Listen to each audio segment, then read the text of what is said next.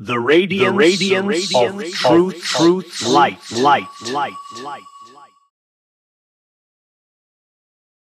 خب تا حالا فکر کردین دولت‌ها چطور با تغییرات بزرگ اقتصادی کنار میان؟ یعنی وقتی یه سیاست بزرگ اقتصادی نیاز به اصلاح داره، اونا معمولاً چه راهی رو میرن؟ امروز می‌خوایم با هم یه مقاله پژوهشی جالب رو ورق بزنیم و ببینیم که دو تا رویکرد کاملاً متفاوت برای این کار وجود داره. و چه سوالی، چرا قیمت بنزین توی هر کشوری یکی از حساس‌ترین و سیاسی‌ترین موضوعاته؟ خب جوابش خیلی هم سخت نیست، چون قیمت سوخت یه چیزیه که مستقیما روی جیب و زندگی روزمره تک تک ما تأثیر میذاره. واسه همین هم هست که هر تغییر کوچیکی توش میتونه یه طوفان اجتماعی بپا کنه. و خب این ما رو مستقیم میرسونه به قلب ماجرا، یعنی معمای یارانه ها. این مقاله‌ای که داریم در موردش صحبت می‌کنیم دقیقاً همین مسئله رو بررسی کرده. سوال اصلی اینه دولت‌ها چطور میتونن یارانه‌های سنگین سوخت رو اصلاح کنن بدون اینکه جامعه رو به مرز نارضایتی و ناآرامی بکشونن. یه معمای واقعاً پیچیده. ببینید این فقط مشکل یک کشور خاص نیست، نه. این یه چالش بزرگه که تقریباً همه سیاستگزارای اقتصادی تو دنیا یه روزی باش روبرو میشن. سوال اصلی اینه که چطور میشه یه سیاست اقتصادی که دیگه جواب نمیده رو درستش کرد. یعنی چطور از یه وضعیت بد به یه وضعیت بهتر بریم. این همون چیزیه که بهش میگن گذار. خب حالا وقتشه که این موضوع رو حسابی باز کنیم و بریم سراغ دو تا استراتژی اصلی که دولت‌ها معمولاً برای اینجور اصلاحات بزرگ ازشون استفاده میکنن. شوک درمانی در برابر اصلاحات تدریجی. اینجا دو تا مسیر کاملا جدا از هم داریم. یه طرف شوک درمانی هست، اسمش روشه دیگه، مثل کندن چسب زخمه. میگه درد رو باید یه دفعه تحمل کرد و تمومش کرد. تغییرات سریع، یهویی و به قول معروف بنگ، بهش میگن بیگ بنگ. طرف دیگه اصلاحات تدریجیه. این یکی میگه نه آقا، عجله کار شیطونه، باید آهسته و پیوسته قدم به قدم جلو رفت. و اینا فقط تئوری روی کاغذ نیستن ها. این مقاله برای اینکه موضوع رو ملموس کنه دو تا مثال خیلی بزرگ از دنیای واقعی رو بررسی میکنه، روسیه و چین.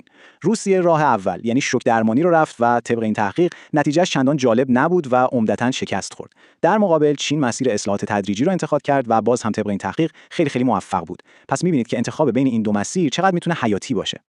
خب حالا میرسیم به بخش هیجان انگیز ماجرا، یعنی ایده اصلی این مقاله.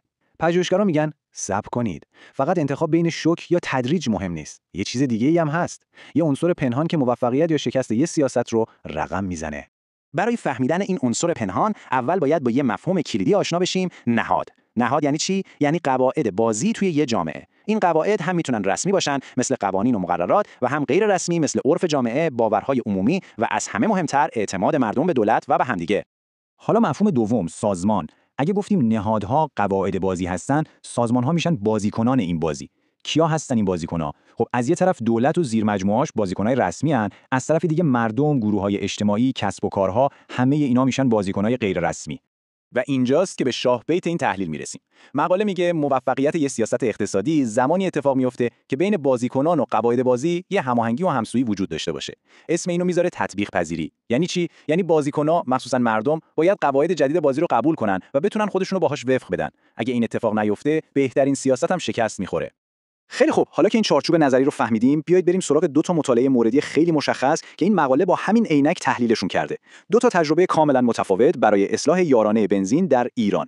تفاوت این دو روش واقعاً از زمین تا آسمونه. یه طرف دولت احمدی نژاد رو داریم، یک کمپین اطلاع رسانی چند ساله، بحث و بررسی و تصویب قانون توی مجلس و از همه مهمتر واریز کردن یارانه نقدی به حساب مردم قبل از اینکه قیمت بنزین بالا بره. یعنی اول آماده سازی، بعد اجرا.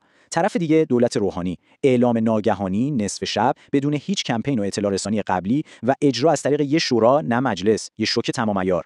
این جمله از رئیس جمهور وقت آقای احمدی نژاد شب قبل از اجرا خیلی جالبه.